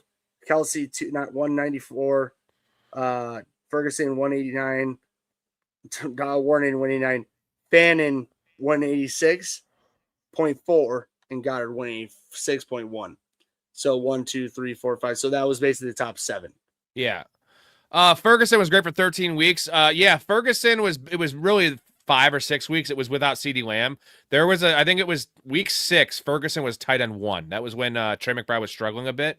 And it was Ferguson and PPR and Tucker Kraft were the top 2 guys after 5 weeks, maybe after 6 weeks. And then Ferguson fell off a cliff. Week 7, 22, 12, 24, 17, 21, 17, 7. And then after that, the highest he had was he had 1, 2, 3 double, but the rest was single. Yeah. And with a bye. But otherwise, before, to your point, killed it. All right, 2 more categories. These are good ones. The hipster pick of the year. So if you want to know what that is the fantasy bro. You know, the guy that's too smart for his own good. We have a couple guys like that in our league that always on this the trendy name, right? And they stand by this guy forever. Every year there's one guy that just goes way higher than they should. And who do you have for this pick this year? Ray, did you have one? I mean, in our league that we do in person, Lamar Jackson was picked in the first round. So I'm just saying that. Yeah, but that's just one thing. I'm saying just in general, based on ADP. Yeah, who was that guy for you? In general, I think it was Brian Thomas Jr. this year. Ooh, that's a good one. That is a hipster pick. Mine is Travion Henderson, obviously, just because people loved him. That is. I admitted I picked him 40th overall at some league, and that was a horrible pick. And I made the playoffs some way or another, somehow. But you want to know how? Because I got Javonte Williams off the free agent wire, so it made up for that shitty pick.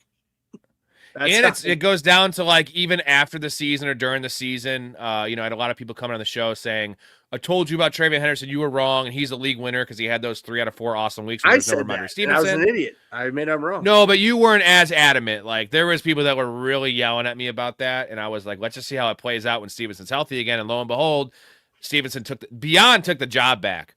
He took the fucking job. Right. So we'll see about that one end of season, but end of next season because I have a feeling Travion Henderson might be the hipster pick of next year too, because I don't know why people love this kid so much, just based on maybe his draft capital and just all that. Where it lost me was Jahmyr Gibbs comps, man. Like No one has Jahmyr Gibbs. That's like comping. That'd be like comping Jeremiah Love to Bijan Robinson. Like there's That's one like- Bijan that's Robinson. That's like everybody. That's like Rob comparing himself to me in pool basketball. It's like, you Yeah. want in rating. I'm like a 99 and Rob's like an 80. It's like, at least against me. Against our other Well, friends. yeah, real basketball is different, but pool basketball, right? Like you don't have to dribble. You just got to be like you're strong and like you can move pretty quick. Like you're an epic pool basketball player. It's just tackle football with a basketball, in a standing hoop. And water resistance is so strong. And that, unfortunately, no one's fast. by the way, his Kappa found out, which thank God he wasn't that concussed. Rip Kappa. He didn't die, but he might as well have died. There you go. All right, so I think it's Trayvon Henderson or Brian Thomas for this one. The last award. You're gonna love this one. The milk carton award. The guy that disappeared, not because he got hurt, but did you have a milk carton candidate? His dad's a Hall of Famer. Let me give you a riddle. That's the first part. Second part, I know who it is. So Marvin Harrison Jr. We're the Wheel of Fortune. Go ahead, answer. MSJ. Mouse says Justin Jefferson. That's also I had him as well. Ryan says Justin Jefferson. I had him on there too. He did. I had Ladd McConkey, dude. I think Ladd McConkey's the answer. Wait, you drafted Ladd McConkey? You become a donkey? Yeah, no, 100%, dude. Because Marvin Harrison was bad with Kyler Murray, and then he actually was getting his footing with Jacoby Brissett, and then he had the appendix and he had the heel injury. So, he definitely did disappear. He's a milk carton guy. Justin Jefferson definitely disappear. But here's the problem with that is that, I'm not trying to say it doesn't matter, but it wasn't his fault, right? I go back to Goodwill Hunting, right? It's not your fault. It's not your fault. That was Max Brosmer and J.J. McCarthy's fault. Where Ladd McConkey, that offense was humming for the most part of the year. Yes, the offensive line issues, but Justin Herbert had no issues passing, right? You saw Quentin Johnson go nuclear. Trey Harris came out at the end of the year. Keenan Allen was relevant for most of the year, and Ladd McConkey had so many games where he was literally like wide receiver 50. He'd have 3 catches for 30 yards. And Justin Herbert's throwing touchdown passes, and Ladd McConkey, the end of the year numbers look okay. It was like 66 catches for 1,000 yards and 6 touchdowns. But I was a Ladd McConkey owner. I only had him in 2 out of 36 leagues. It was one of my big fades. But I saw third round. I was like, he's fine. Rob, to be fair, and everybody, Rob, look at me. Everybody, look at me in the face when I say this. How about all Bears receivers and catching people? Just saying. It was so spread around there, No, but the problem is Ladd McConkey was a second-round pick, bro. You know what I mean? He was a back-end second-round pick. People were drafting. I saw people drafting Roma Dunze and DJ Moore in the 3rd round. Not saying us or. Well, that's home leagues, though. I can tell you that their ADP, Roma Dunze was a 6th-round pick, and DJ Moore was a 5th-round pick. DJ Moore was drafted kind of high, 5th round. Roma Dunze was a 7th-round pick. He was going around the Chris Olave range. Again, then, to be honest, you're just doubling down what I'm thinking because that means they were still busts for where they were drafted. To be honest. I think we might actually have the actual winner just because he was so far gone in the stratosphere. Caleb. Caleb. Oh, no. Before you go any further, I drafted him in XFL. I have actual proof. Caleb Johnson? I'm pretty positive. He was drafted. Like the thing is, he was about a 9th round pick. I think I drafted him. That might be the answer, guys. Caleb Johnson, actually, I love my Ladd McConkey pick, but I think Caleb Johnson's the answer, Mouth. Good call. No, that is no. Hey, man. Because he was literally on a milk carton. Hey, Rob, kiss his mouth. Yeah. Thank you, Mouth. That was the answer. He was actually on a milk carton. 2nd round pick that people were picking anywhere from probably. He was 3rd round, but still. Okay. Oh, sorry. Oh, I'm sorry. You're right. And I stand corrected again. But unless people in fantasy are picking what? 8th to 10th round, 12th round? Yep. Somewhere in there? Like, who literally got taken off of kick return. He lost his job because he fumbled a kick return. Oh, I remember. I saw it. I couldn't believe it because I didn't draft him because when I wanted to where I would have wanted to draft him, there are other people who fell with me that I wanted to hire, so I drafted them. And thank God, because I think I drafted him one league really late, like 12th round, and I dropped him 1st round or 1st week. So Yeah, that's man, I still don't understand. Hopefully, I think there's still some hope. I think Caleb Johnson could be a sneaky buy low in Dynasty, just because Are you? Kenneth Whoa, Gainwell's whoa, whoa, whoa, gone. no. Let's just nip this in the bud, bro. No, he's done. Mike, Why is he done? The head coach? You serious? Tomlin's gone though. Exactly. It's not his guy. He can't even do anything. Right. No, I understand, but they didn't change their GM, right? It wasn't a Mike Tomlin pick necessarily. But Grizzly old Meyer. Well, when I say he's a buy low, Ray, I think that he's so depressed in value that you're getting him for nothing. Like he's worth a flyer, right? In Dynasty, because I like deep him. 3-round flyer, 4-round flyer, something like that. Yeah, that's fair. Like, dude, you can get him for nothing. And Kenneth Gainwell is most certainly gone. He's going to get a payday this year, and they can't afford to have Jalen. Like they're going to bring someone else in. Maybe not. I don't know. I think Caleb's a decent player. He should become like James White for the Chiefs of the Patriots. I'm just saying. Yeah, the old the Jerick McKinnon role. Jerick McKinnon had a great run there. Yeah, exactly. Good call. So yeah, Mal says he's technically Caleb would be fine in redrafts as well. Last round pick. I like him more in Dynasty because Dynasty leagues go so deep, and like that's the perfect guy I want on the bottom of my bench is a forgotten asset that let's just say he goes in the year as RB2 next year, and like I like Jalen Warren. He's a fine player. He impressed the fuck out of me this year. He has his whole career. He's just not a 3-down back. Running backs don't last at all. They're the least. I mean, I'm probably pulling this out of my ass, but it seems like they are, as a position, they have the least amount of time in the NFL. In general, the average NFL timeline is 3 years, and running backs are so in and out. Again, maybe I'm wrong. Chuba Hubbard, also a milk carton guy. That was basically because of his injury, and then he said it himself. He came back. He was watching Rico just light up the world. He was worried about getting Wally pipped, and he ended up getting Wally pipped. Then he came back at the end of the year, kind of took over that job again. But the injuries hurt him. This one, I got to just talk about this one real quick from Ryan. Justin Jefferson definitely stunk it up, but Jamar Chase was wide receiver 4 on the year. So like he was a little disappointing because in a lot of leagues, PPR, he was the first or second pick. So yes, it was a little disappointing, but it was Joe Burrow got hurt, right? Like so it was inconsistent, but he still had a hell of a year. Two things. First off, I want to tell everybody we're here. Two things. I picked him 1-1 in my high school league over Bijan. I had 2 picks overall. First overall, the league I had with Rob. The way me and Rob in 2 leagues. The one that was, for a long time, whatever. Nonetheless, the one I won, I picked Bijan. But the one the one on my high school is more receiver driven. So I picked Chase overall first 1-1, and I still made the playoffs and got my money back. So my point is that like. Chase was not a bust by any means. He had some very down weeks, but I'm going to tell you right now, when fucking Joe Flacco was in there, oh my God. Fallen. 25 targets. Here's why people say he's a bust, right? It's that the expectation was so high, right? Coming off last year being drafted number 1 overall, and the combination of Puka, JSN, and St. Brown all going nuclear. In particular, Puka and JSN, right? Because here's the numbers for Jamar Chase. This is going to blow your mind. I didn't realize it was this good. 125 catches for Jamar Chase this year. 125 catches. He led the league, right? 1,412 yards. Puka had 129. Puka had 129, but it was right there. So you said 125? 1,400 yards. Yeah, 125. 1,412 yards and 8 touchdowns. So touchdowns were a little low. 1,400 yards. That's a hell of a year. Like, so if it wasn't for everyone else having these 2 all-time seasons, JSN all-time season, Puka all-time of all-time, that was a Cooper Cup-like season. If it wasn't for those guys, and the St. Brown had 1,400 yards and 11 touchdowns, 117 catches.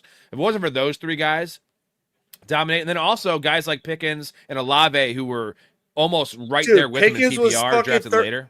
Dude, I can't. Holy shit, bro. To be honest, I didn't actually see this. Pickens was fucking 3rd. I mean, I know you know this. That's why I'm saying 3rd in the league in receiving.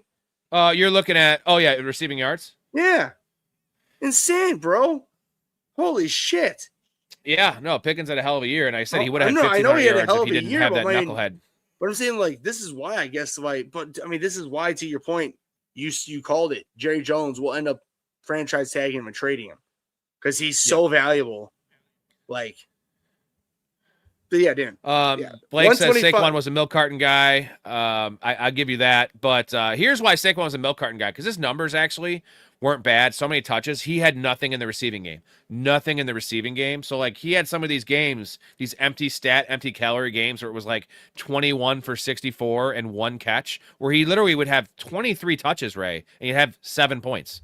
Like, that's unreal for a player of Saquon's caliber on an offense that is, we thought was going to be elite. Don't talk. Speak for yourself, my friend. I did not. Let's see. And when I say this, I know it sounds like, I'm hindsight being an asshole. I'm just saying. Also, Rob, I forgot to mention when I picked everybody. I believed in so much in Jamar Chase. I picked him first overall in one league, which is a 10-man half PPR league. So again, mind you, like, that's how high I thought of him. And then in a auction league, I paid $70 out of 200 for him, and I made, that league I made that year. I traded that 2 years in a row. Rob, I tell you, that was the year. Last year I had that ultimate team that I got fucked. This year I just had more injuries, didn't do it, but that's how much I believed in him. And I'm saying the reason I'm saying that is because Saquon in my auction league, I paid $72 last year. Fucking killed it for me, and I just refused to, because it was, it's a keeper league. I could have paid $72 again, refused to do it. Somebody paid like 68, 69, 69. But nonetheless, he didn't live up to that, man. He wasn't a bust though, but he just wasn't for what he was. And he was a bust. I will label him a bust. Barkley? I will. Yeah. Oh, running back 14. Here's a crazy thing. If you told me Saquon Barkley, the concerns this year, everyone with all the touches, it's always like the workload concerns. It was that he wasn't going to stay healthy. If you had told me before the year that the Eagles would win, I think, what did they win? 12 games? Let me know what, I think it was 11 or 12 games. Yeah. They were still a top half offense, and Saquon Barkley played all 17 games, which he did. Well, I guess he played 16 because they rested him week 17. Either way. And he finished RB 14. You'd be like, what the hell happened? And here's what happened is he had 280 carries for 1,140 yards and 7 touchdowns. And he had 2 receiving, so 9 total touchdowns, 37 catches, 273 yards. He scored 232 fantasy points in PPR this year. DeAndre Swift scored 228. Kenneth Gainwell scored 221. Kenneth Gainwell was 11 points behind Saquon Barkley in PPR. And Kenneth Gainwell really didn't even see the field until week 4. Remember there was that random scratch, that game in London, I think it was, that random late scratch for Jaylen Warren where he had 3 touchdowns. Then after that, Kenneth Gainwell, so like week 5 on, Kenneth Gainwell really was in a 50-50 backfield split. But like Kenneth Gainwell, not really playing much the first 3 or 4 weeks, in a 50-50 split on that bad Steelers offense in PPR, was 11 points behind Saquon Barkley. So I think this also is a big cautionary tale of, you want your running backs to catch passes because that insulates you from these bad games. And like, how did Barkley only outscore Kenneth Gainwell by 11 points? That's because you don't want to listen to him, bro. I told you, I told you before, man. It, like, if you don't want to believe it, it comes down when you have the most touches. Go and look at it every fucking year, man.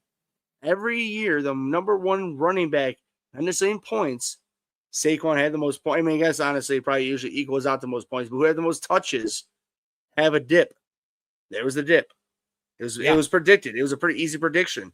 People just didn't want to believe it because Saquon's a freak.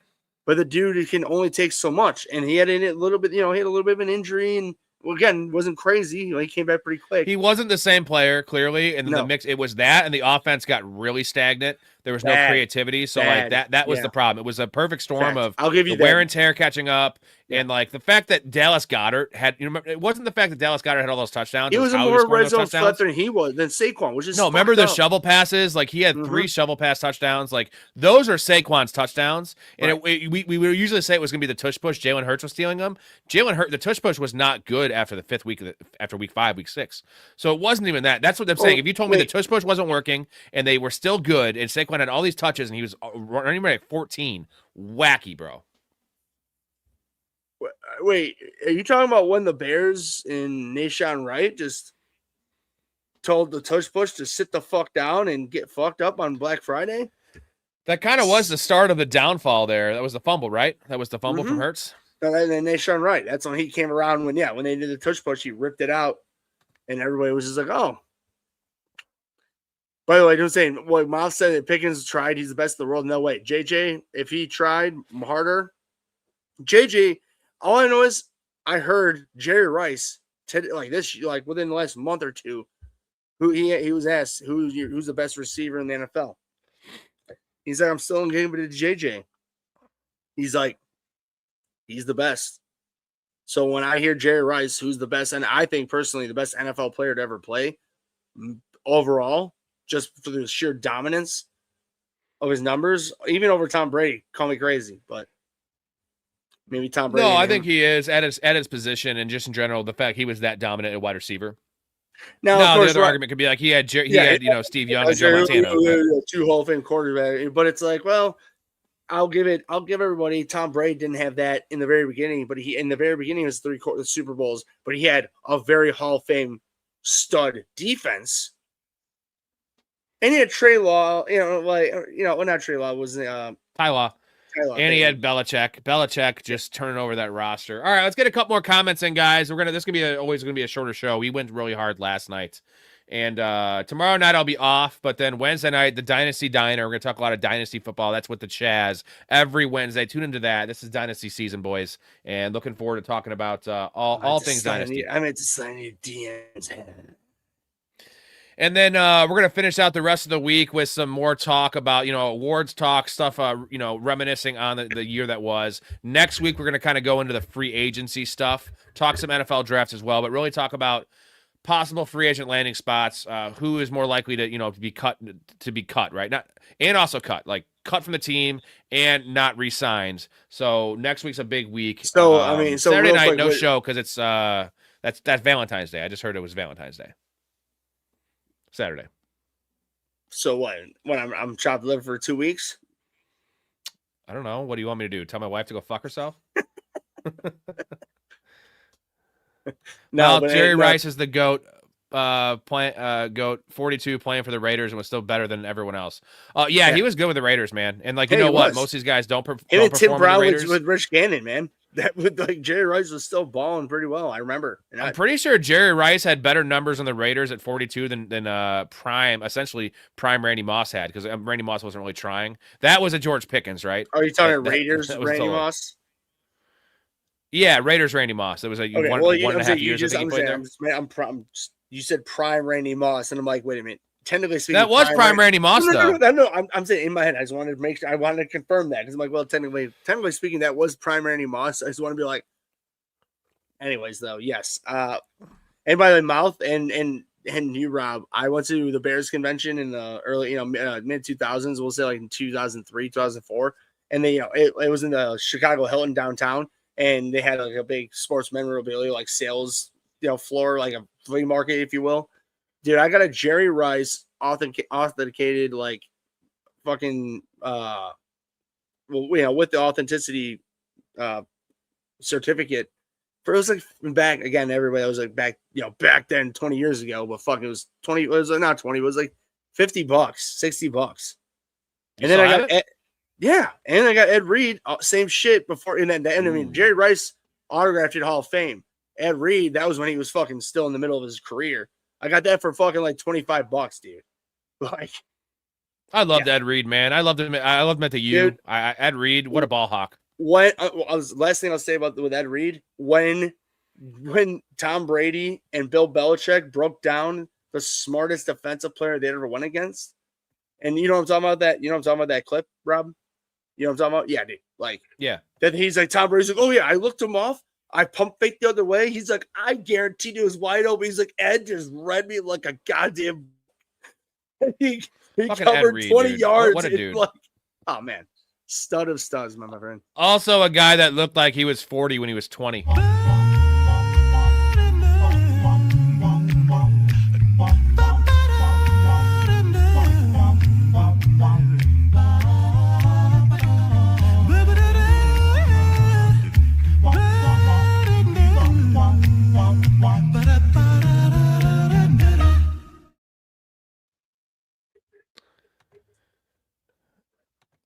Miles says, Rob, given what I told you on Discord about the Chargers, what did you tell me? Did I forget this or?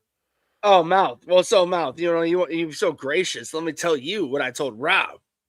So first off, I'm very. I didn't very listen to that. Just so I can't. I don't want to listen to it because it would be weird in the mic. So just tell him in the chat, Mouth. I'm just give my opinion real quick on this. I'm actually I'm interestingly intrigued by this because first off, you got Jim Harbaugh. Then you got Mike McDaniel. Now you're bringing Adam Gase all into that offensive minded room. And let me tell you, you know what, Rob? You know who could even control this shit? Would be Tony Soprano's fucking psychiatrist. These motherfuckers are about to and luckily Jim Harbaugh is the biggest head case of them all, and I love Jim Harbaugh to death. But he's gonna be able to I'm just hoping, and I'm hoping for just their sake, because I like Jim Harbaugh and I like the Chargers. I've always liked the Chargers, since the Philip Rivers LT days. I've always liked them, but I just hope for their sake that he's gonna be able to pull together fucking Adam Gase. He's an alien. Crap. If they didn't hire McDaniel, I would be much more appalled by this hiring. But I feel like you have McDaniel. I'm fine with it. It's not great. I don't want that guy anywhere near my building, my house, my kids, my dogs, my loved ones, anyone. No, him as well. But no, Adam Gase. Oh yeah. Yeah, but the fact that they have a great head coach and they have I like McDaniel as an offensive coordinator. Hey, you bite your tongue. The 2018 Bears was under Adam Gase. Okay. That Mitch Trubisky offense, when he passed for 6 touchdowns against those Tampa Bay Buccaneers, shout out Jason, get fucked, Mitch Trubisky. But nonetheless, I'm more importantly saying that the Jets, again, I'm sorry, Jets fans, I'm sorry, but your ownership, we just talked about yesterday being, Woody Johnson thought that, hey, he made Mitch Trubisky be able to look like a Pro Bowl quarterback, and more importantly, Rob, the MVP, not MVP, Nickelodeon valuable player, Mitch Trubisky, and the Jets thought that Adam Gase was the right hire. So, yeah, I can't wait, dude. You know what? They should be on fucking Hard Knocks. That would be gold. Oh yeah. That is good because Harbaugh's hilarious. McDaniel's a weird dude. Those three, that's a Justin weird Herbert, coaching room. Justin Herbert will literally be sitting there in the corner being like, Dakota, that's a ballsy move. He traded Herbert for Caleb Williams in Dynasty before this past season. Pretty ballsy move, but I think he believed. Well, at the time it was because Herbert's still really young. I will give you and that. It was you were banking on Ben Johnson, so that's a great call. And again, Herbert's not a bad. I do like Herbert. I'm not as worried as Mouth is, but Caleb is younger, and it's awesome. I guess, Rob. I guess the easiest way that I can say this, and again, not even being biased, what we have seen out of Caleb Williams in the 2 years, we have been more awed.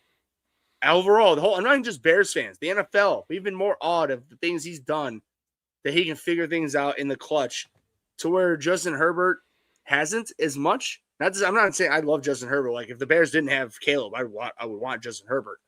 But I'm just saying that I think in the short term, like what we've seen in the quick turnaround and the progression compared to what we've seen with Herbert, but it doesn't help when you have your 2 tackles. So, it would be great. To be honest, dude, I would put some shekels in a Bears Chargers Super Bowl next year for the fuck of it. You know what I'm saying? Very low shekels. Hey, I kind of like. I mean, hey, we just got Patriots Seahawks, so that I feel like that's much more likely than what we had this year going into this year. With win totals, I can see the Bears being at 9.5 next year win total. Right. I can see the Chargers probably 8.5 just based on that division. Yeah, and then again, the reason I don't hate the trade is because both divisions are so tough. I technically believe more in the Bears overcoming the odds of the NFC North compared to that I believe the Chargers overcoming and Herbert overcoming the odds of the NFC and AFC West, because that AFC. Yeah, Denver ain't going away. And Mahomes ain't going nowhere, bro. Chiefs will be back. He'll be back. Eagles are losing their offensive line coach. They're losing a lot. It might be time to rip the Eagles because if A.J. Brown leaves, if Dallas Goedert leaves, Saquon's old, Jalen Hurts is not the same player physically. And if he can't figure out how to run an actual offense with his arm, and the tush push is gone too, and like they're losing coaches, hey, the division's going to be better. Washington's going to be back, right? Washington should be back. The Cowboys are a couple players away on defense from really making some noise. And the Giants, they have Harbaugh. So, like, that division looks legit now. Dude, they did the right thing. Let's put it this way. Everybody, the Eagles did the right thing, poaching Saquon when they did, winning the Super Bowl. And because here's the thing, because I'm with you. They need to do a very hard reset. At this point, Lane Johnson has to become the Joe Thomas of the Eagles. Maybe not as low level, bad team, and reset of that. But there's a lot of money. There's a lot of players. To be honest, again, J-Bob, hate on us, but I'm not the biggest fucking Hurts fan. I think he's a fraud. I don't like to use this word, the word the kids use. Jalen Hurts is appearing to be pretty mid. He's mid, bro. He's very mid. I'm sorry, our eyes, Rob. I'm not blind. Are you blind? I don't know. I'm just my eyes. The eye test tells me things. So he's a great runner. He's big. He can. You know what, Rob? If you and I went on a fucking down sit hike and we tried to block Jalen Hurts, he would literally topple us over in a half a second. That dude benches. MVP says he needs 9 to somehow become good next season. I heard a couple of rumors that they were expecting Kirk Cousins is most likely going to be released. They might bring back Kirk Cousins. Like, what are we doing? Like, why? Why? Because, what do you mean, why? It's a bridge to now. First off, he's just done, dude. Did you watch Kirk Cousins this year? He's done. His arm is zapped, bro. He's a leader, but he's done. I would much rather have Jacoby Brissett, right? Fact. Not even close. That's not saying a lot. Hey, whoa. Hey, put some fucking respect on Jacoby Brissett's name. Did we not talk about he has the most attempts per interception ratio, best in the NFL history. Put some fucking respect on his name. I don't care if you want shit. I'm saying Miles says they put a recovering coke addict McDaniels in the same room as a meth head in terms of Adam Gase. So essentially, they're going to be, pushing this kind of shit on Harbaugh, and it's pure pressuring him to get. So first off, the fact that Mouth is trying to say that those eyeballs couldn't have been just coked out instead of meth is just a very debatable thing. Might have been both. I'm thinking a little hardball there. Well, not hardball. Hardball. Bengals fan. Harbaugh is a terrible hire for the Giants. Kubiak would have been a better hire. You know what? The Mouth will probably give you his 2 cents in this one because he's a Giants fan, and I'm not the biggest fan of Harbaugh. How it ended in Baltimore, but he's an adult. They need an adult in the room. That's what they need. No, the Mouth said they needed an adult, and because not even on a show, like me and Mouth just talked on the phone, and I asked him about this. He just said I'm not the biggest fan of it, but I do like it because it's an adult in the room. We're going to become professional while we have great talent and we can build on it. Mouth, tell me if I'm wrong, but Jim 8-Ball. So, yeah. I think in a way he's got at least. How can't you Jim Harbaugh isn't the biggest idiot. You know what I mean? Clearly. There's a reason he was a fucking Super Bowl winning coach and been around for a great team, mind you. And he had his pick of the litter in jobs, and I will agree with this. Kubiak probably offers some more inherent upside in terms of you're trying to build around a Ben Johnson mold, where Harbaugh's not that guy. He's got a way safer floor, and with the team they have there, with all the instability that franchise has had, it seems like the right call there. And it's also the Big Apple, right? It's a tough spot to coach. Tough fans. They're hungry for a professional organization and a professional team. So real quick, what is your opinion on, for instance, and again, when I'm just saying this just out of pure curiosity, the Bears trade for Max Crosby, and the Bears give DJ Moore, assuming that they draft Mendoza first overall. Yeah. So then we give them DJ Moore, and then our first round, so 25th overall, and then. Then our second pick this year. and then we get Max Crosby, and then they give us like some sort of like a 3rd round pick or some 4th round pick back. I don't know. I'm in.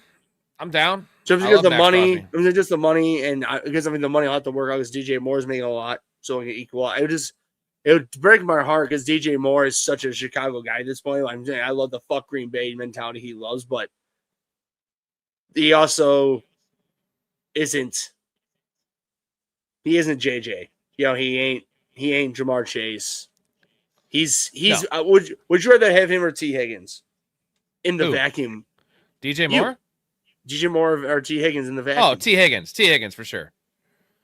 I'm a big DJ Moore fan, as you know, but T Higgins, DJ Moore is just small, and like the thing is, he's not that old, but DJ. Oh, so that means you rather have T Higgins over he's St. 8 Brown. years now. Got it. That's a lot of. I like DJ Moore. I think he's a 1.5. Yeah. No, come on. St. Brown's is a very. Elite case of a small guy that plays bigger. I love DJ Moore. DJ Moore's not a 1. He's a 1.5. T Higgins is a 1.5. But again, I will say the one problem with T Higgins, he doesn't play a lot of games. MVP says the Vikings need a running back. Jones and Mason ain't gonna cut it. Yeah, agreed. I like DJ Moore. Yeah, they got to bring someone in. I'm pretty sure Aaron Jones. Now Aaron Jones is the perfect type of back for KOC. He doesn't like to run the ball a lot. He likes his not scat back, but a guy that's a versatile running back. That's Aaron Jones. Unfortunately, the guy can't stay healthy anymore. He's done. Where are you? Respectively, where you want to draft him at all? If you are. Oh, I'm not talking about fantasy. I haven't drafted Aaron Jones ever. I missed out on some of his good years of Green Bay. I just don't. I don't believe in him staying healthy. The touchdowns are so inflated with Aaron Rodgers. I just want to make sure we're talking about here. Yeah, in general, in the NFL, man, like. He will still, dude. You know what's going to end up happening? He'll go to a team like the Cardinals or just somebody who needs a name to sell the seats, who can still give you 5 play weeks. For 8 games. Yeah, there you go. Literally, like Angels in the Outfield, bro. I was just watching that movie the other day with it fucking. What's the dude? What's his name? God damn it, the dude who smokes cigarettes. Joseph Gordon-Levitt. No, Joseph Gordon-Levitt's the pitcher, the one who dies from smoking cigarettes. Oh, what the hell's his name? He's the guy from fucking one of the 80s sitcoms. You know what I'm talking about. Anyway, him. I'm just saying, I'm just saying they're just like, I don't know. I just love that movie, dude. Like all those things. Sorry. All right, we got to get out of here. Appreciate all you guys. Mal, thank you for the super chat. You're the man. Boys. Again, Downtown Sports Boys. Link in the description. 23 platforms. Check them out on Apple Podcasts. Check them out on Stitcher, or all the things, right? All the platforms except for YouTube. Link in the description for that. If you want to support your boys here, go to the website, professionalfanatics.com, or link in the description for the Patreon. I'll get you in the Discord. Join the community. We appreciate all you guys. It's the place to be. Ray, we'll see you later on. It is the place to be. Again, no show on Saturday due to Valentine's Day, but we'll be on a couple more times the rest of the weekend. Check the Discord for the times and dates, or just subscribe and put the bell on, and you'll get the notifications when we go live, typically 9 or 10 p.m. Central, most nights. You'll see us most nights. Ray, you're the shit. We love you. Again, shout out to Mal. Shout out to all the other guys. Blake, you're the man. The media manager of the show. You're the man. So, you too, brother. Without further ado, love your life. Stay positive. Respect each other. We're out of here. Just seemed like a good dude. I thought I'd see if you wanted to grab a beer, that's all. I'm glad you called. We get home safe, Pistol. You got it, Jobin. I'm sorry, what? Nothing. Oh, what'd you say? I don't know. You nicknamed me Pistol, and I just called you Jobin. It means nothing. I'm drunk. I'm gonna call a cab. All right, man. You have my number, yeah? I got you stored in my iPhone. All right, if you need